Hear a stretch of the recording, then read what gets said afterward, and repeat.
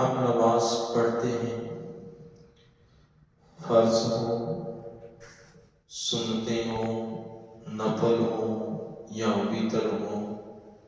تو اللہ کی بارگاہ میں نماز پڑھتے ہوئے دعا کرتے رہتے ہیں، اہدنا الصراط المستقیم، باری تعالیٰ ہمیں سیدھے راستے پر چلا۔ نماز کے لیے حاضر ہو گئے مسجد میں، اللہ کے سامنے سجدہ ریز ہو گئے، پھر بھی ہم یہی دعا مانگتے ہیں، باری تعالیٰ ہمیں صراط مستقیم پر چلا۔ حالانکہ مسجد میں پہنچ کے اللہ کے لیے عبادت شروع کر دی تو پھر بھی صراط مستقیم کی دعا مانگنا۔ جو گناہگار ہے وہ اگر یہ دعا کرے اہدنا الصراط المستقیم کہ باری تعالیٰ ہمیں سیدھے راستے پر چلا، تو اس کا مطلب ہوگا باری تعالیٰ گناہوں سے رک جاؤں اور نیکیوں پر کرنے کی استقامت عطا فرما۔ اور یہی اگر نیک لوگ کریں تو ان کا ہوگا باری تعالیٰ ہمیں نیکی کرنے کی توفیق عطا فرمائی، اپنے قرب اور اپنی ذات کی معرفتیں بھی ہمیں عطا فرما۔ اور یہی دعا اللہ کے نبی، اللہ کے ولی کریں تو باری تعالیٰ مزید ہمیں درجات عطا فرما۔ حضرات محترم، اللہ کی بندگی کرتے ہوئے جو وحدہ لا شریک ہے، کل کائنات کا خالق ہے، لیکن پھر بھی اللہ کے لیے سجدہ ریز ہو کر پھر بھی ہم یہی دعا کرتے ہیں، اہدنا الصراط المستقیم، باری تعالیٰ ہمیں سیدھے راستے پر چلا، صراط الذین انعمت علیہم، اور اس راستے پر چلا جس راستے پر تو نے انعام فرمایا ہے اپنے لوگوں پر۔ تو اللہ رب العزت نے صراط مستقیم پر چلنے والوں پر انعام بھی فرمایا، تو ہم وہ انعام یافتہ لوگوں کا ساتھ مانگتے ہیں نماز میں۔ راستہ ایک ہے جنت کی طرف لے جانے والا، ایک ہے دوزخ کی طرف لے جانے والا، تعین اس راستے کا ہم نے خود کرنا ہے کہ کس راستے پر چلنا ہے۔ مثال کے طور پر ہم نے لاہور جانا ہو تو لاہور کے لیے بھی راستے کو معین کریں گے کہ کس راستہ سے جائیں تو لاہور اپنی جو منزل ہے اس تک پہنچ سکیں۔ تو جو ہم راستہ معین کریں گے اگر وہ لاہور تک لے جانے والا ہوا تو ہم اپنی منزل تک پہنچ جائیں گے۔ اگر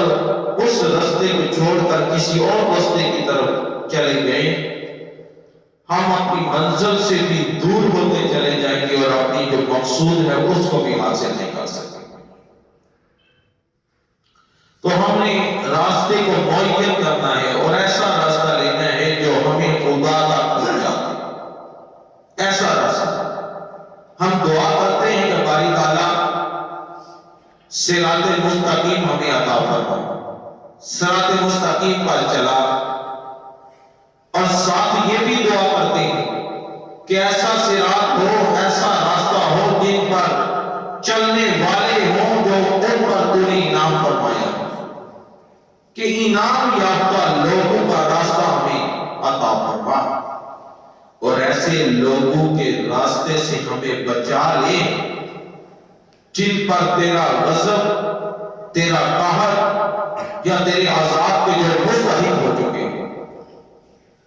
غیر المغضوب علیہم ولا الضالین، جو گمراہوں کے راستے سے ہمیں بچا لے، ان کے راستے پر نہ چلا۔ باری تعالیٰ تیرے انعام یافتہ لوگ کون سے ہیں؟ اللہ فرماتا ہے انعم اللہ علیہم من النبیین، اللہ فرماتا ہے جو انعام یافتہ لوگ ہیں نا وہ انبیاء ہیں، والصدیقین، اور صدیق ہیں جن پر اللہ نے انعام فرمایا، اور اللہ رب العزت کا ارشاد فرماتا ہے والشہداء، اور شہید ہیں جن پر اللہ نے انعام فرمایا، اور اسی طرح والصالحین، اللہ فرماتا ہے نیک لوگ ہیں جن پر انعام فرمایا۔ الغرض ہم اللہ کے حضور حاضر ہو کر سجدہ ریز بھی ہوتے ہیں اور اللہ سے دعا بھی مانگتے ہیں، باری تعالیٰ ہمیں انعام یافتہ لوگوں کے راستے پر چلا۔ وہ انعام یافتہ کون ہیں؟ انبیاء ہیں، صدیقین ہیں، شہداء ہیں، اور اللہ کے نیک لوگ صالحین۔ اب پتہ چل گیا کہ صراط مستقیم انبیاء ہیں، جو انبیاء کے ساتھ مل گیا وہ ہمیں خدا تک بھی پہنچا دیں گے، اور ہماری زندگی دنیا میں بھی ہم کامیاب ہوں گے، آخرت میں بھی کامیابی مل جائے گی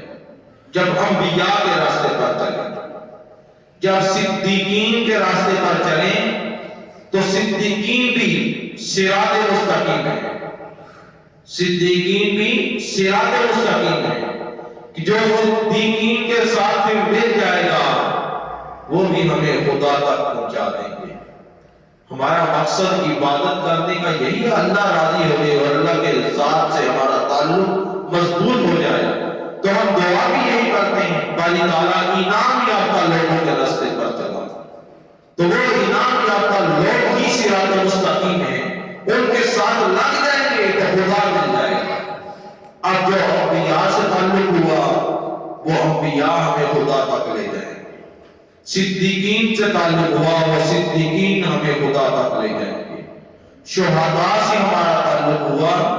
وہ شہداء ہمیں خدا تک لے جائیں گے، اللہ کے نیک بندے اولیاء اللہ سے ہمارا تعلق ہوا تو وہ اولیاء اللہ ہمیں خدا تک لے جائیں گے۔ پتہ چل گیا انبیاء بھی صراط مستقیم، صدیقین بھی صراط مستقیم، اور صالحین بھی صراط مستقیم، شہداء بھی صراط مستقیم، جن کے ساتھ بھی ملیں گے وہ ہمیں خدا تک پہنچا دیں گے۔ اگر اللہ کا نیک بندوں سے ہمارا تعلق ہوا، حضرت بانگالی اجمیری سے ہمارا تعلق ہو گیا، خواجہ معین الدین چشتی اجمیری سے تعلق ہو گیا، حضرت محسن پاک سے تعلق ہو گیا، حضرت بندے شکر سے تعلق ہو گیا، حضرت قبلہ شاہ قرآن مولانا غلامی علی عقانی سے تعلق ہو گیا، یہی تعلق، یہی اللہ کے ولی، یہی حضرت محسن پاک ہمیں مصطفیٰ تک لے کے جائیں گے اور مصطفیٰ ہمیں خدا تک پہنچا دیں گے۔ یہی محسن پاک رضی اللہ تعالیٰ عنہ ہمارا تعلق ان سے ہوا، یہ ہمیں مصطفیٰ تک لے گئے اور مصطفیٰ علیہ السلام کے ذریعے ہمیں خدا کا پتہ چل گیا۔ ان سے تعلق ہوگا دنیا میں بھی کامیابی ہے اور آخرت میں بھی کامیابی ہے۔ یہی لوگ اللہ کے ولی، اللہ کے نیک لوگ، یہی وہ لوگ دنیا میں بھی جو ان کے ساتھ ملتا ہے اس کی تربیت کرتے رہتے ہیں، نیکی کی دعوت دیتے رہتے ہیں اور نیک اعمال کی ترغیب دیتے ہیں، برائیوں سے روکتے ہیں۔ یہی نیک لوگ،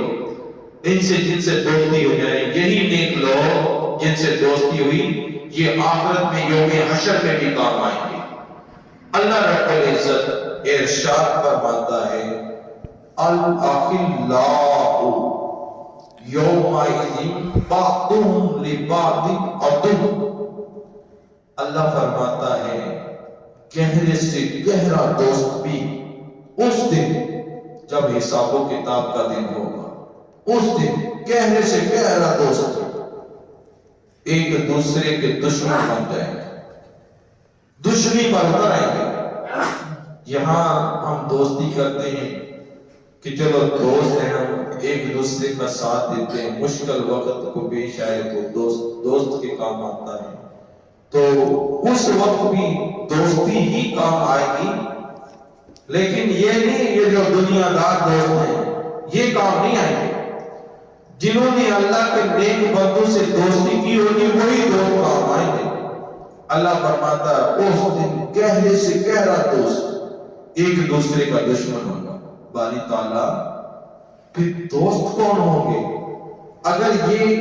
دوستیاں جو ہماری دنیا داری کے لیے، اگر یہ دوست ہمارے روزے حشر یہ دوست ہمارے دشمن بن جائیں گے، تو باری تعالیٰ کوئی ایسے لوگ بھی ہیں جن سے ہم دوستی کریں تو ہمیں یوم حشر ان کی دوستی کا فائدہ ہو۔ تو اللہ فرماتا ہے اِلَّا الْمُتَّقِينَ، اللہ فرماتا ہے تو تقوی والے لوگ ہوں گے، نہ خدا سے ڈرنے والے لوگ ہوں گے، وہ تمہارے دوست ہوں گے۔ کہ سارے ہی دوست گہرے سے گہرا دوست ایک دوسرے کا دشمن ہوگا، مگر جو تقوی والے ہیں، خوف خدا رکھنے والے ہیں، خدا سے ڈرنے والے ہیں، ان کی دوستی ختم نہیں ہوگی۔ حضرت محترم، اللہ کے نیک بندوں سے جو تعلق ہے وہ مضبوط ہونا چاہیے۔ حضرت علی شیر خدا رضی اللہ تعالی عنہ اس آیت کی تفسیر میں فرماتے ہیں کہ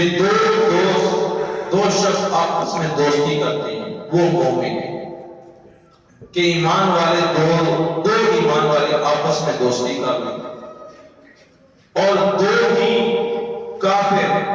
جو اللہ کو نہیں مانتے، رسول کو نہیں مانتے، نبوت کو نہیں مانتے، رسالت کو نہیں مانتے،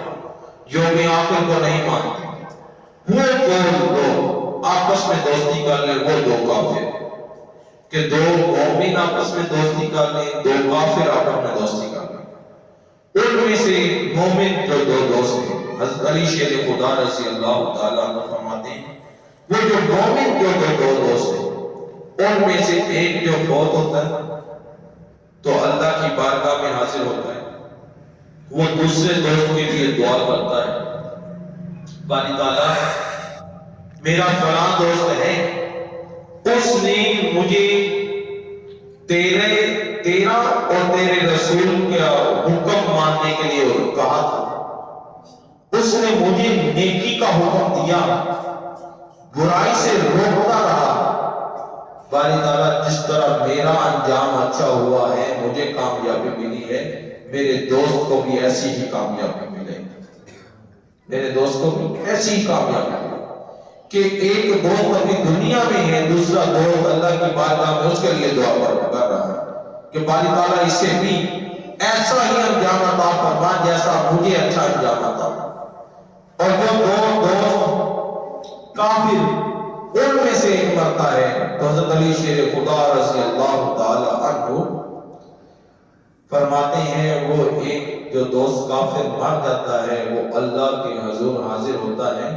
تو وہ اللہ کی بارگاہ میں دعا کرتا ہے، باری تعالیٰ یہی وہ لوگ ہیں، یہی وہ دوست ہے میرا جس نے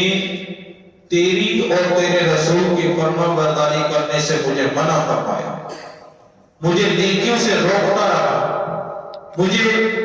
برائی کی دعوت دیتا رہا، گناہوں کی طرف لے جانے والا ہے، اور یہی کہتا رہا کہ کوئی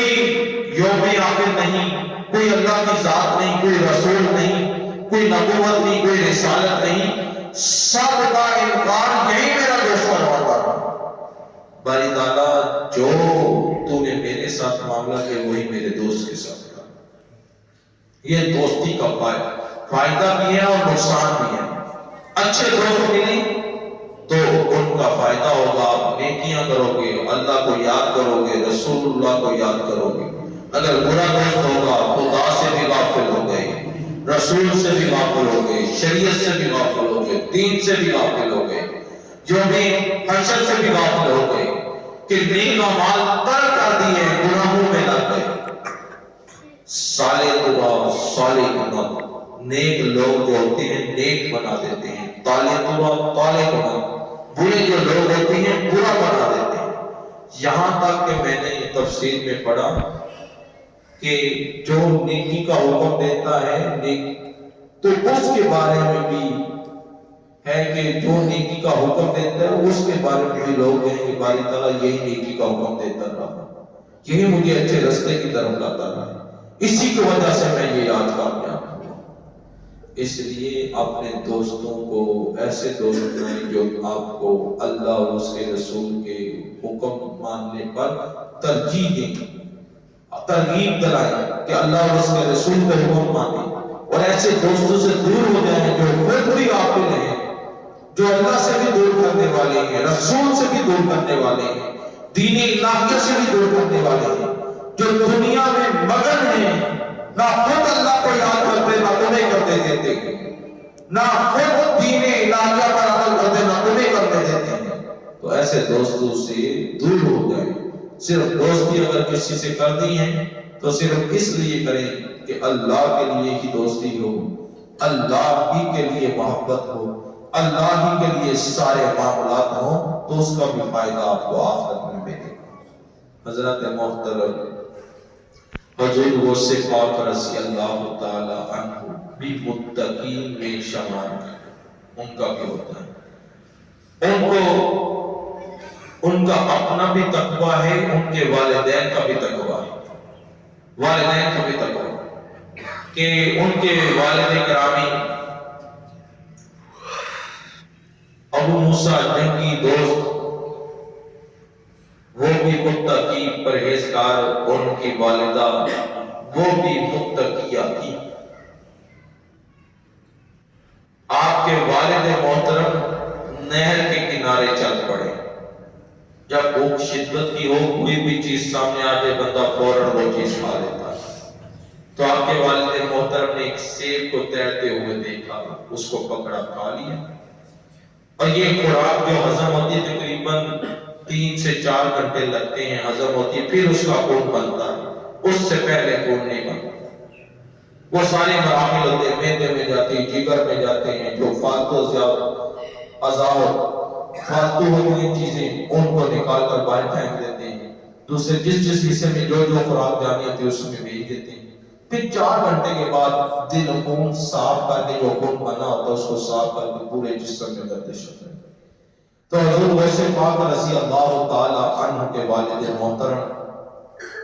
سیب کھا لیا تو معافی کی طلب میں دل میں خیال آیا کسی کا مال تھا، کھا لیا، معافی ہونی چاہیے. ہم تو اتنی چیزیں کھا لیتے ہیں کبھی پرواہ ہی نہیں ہوئی کہ کیا حلال کھایا کیا حرام کھایا. بس یہی ہمیں پتا ہے پاکستان کا مطلب کیا، جتوں لگے کھائی جا. یہ آج کل ہے پروگرام، آج کل ایسا ہی ہے ماحول کہ پاکستان کا مطلب کیا، جتوں لگے کھائی جا. تو حضور غوث پاک، ہم ماننے والے حضور غوث پاک کی ان کی تعلیمات بھی ماننی چاہیے. صرف یہ نہیں کہ نعرہ ہی ہے حضور غوث پاک زندہ باد، ان کی سیرت پر بھی عمل کرنا چاہیے. آپ کے والد محترم، ٹائم بھی ہو گیا، انشاءاللہ اگلے جمعہ المبارک میں حضور غوث پاک رضی اللہ عنہ کے یہ واقعہ بیان کروں. اس میں بڑے ہمارے لیے سبق